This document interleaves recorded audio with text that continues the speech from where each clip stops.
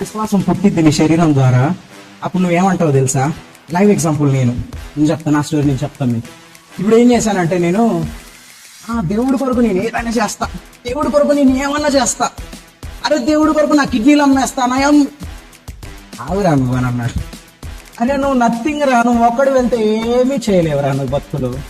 అసలు అప్పుడు ఎలా తెలుసా ఆవేశం, నేను ఏదైనా చేస్తా దేవుడి కొరకు, అరే భూమిని తలక్రిందులు చేస్తా, నేను ఏదైనా సాధిస్తా అని గర్వం. దాన్ని నేనేమనుకున్నాను తెలుసా? విశ్వాసం. ఏమనుకున్నాను? అది ఎలా పుట్టింది? శరీరం ద్వారా. ఎందుకు?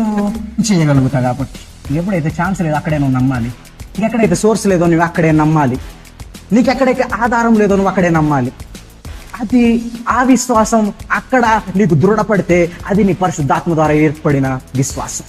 ఆధారాలుండి సోర్స్ నుండి నువ్వు ఆధారపడితే అది ఫ్లెష్ ద్వారా పుట్టింది. అబ్సల్యూట్లీ నువ్వు ఫెయిల్ అయిపోతావు.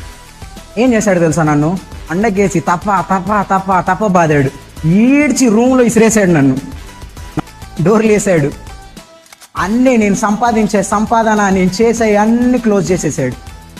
ఇప్పుడు చేయరా నువ్వు అన్నాడు. నా కొరకు ఏమన్నా చేస్తా, ఇప్పుడు చేయి నువ్వు అని అన్నాడు. నాకు అర్థం కాలేదు.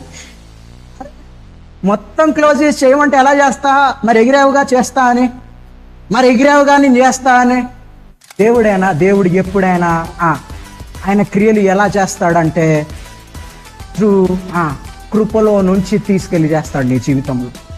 వితౌట్ కృప, వితౌట్ గ్రేస్ నీ జీవితంలో నువ్వేమీ సాధించలేవు. నువ్వు ఎప్పుడైతే ప్రైడ్తో వెళ్తావో, నేను చేస్తా నీ శరీరం ద్వారా పుట్టిన విశ్వాసంతో నువ్వు వెళ్తావో మారదు.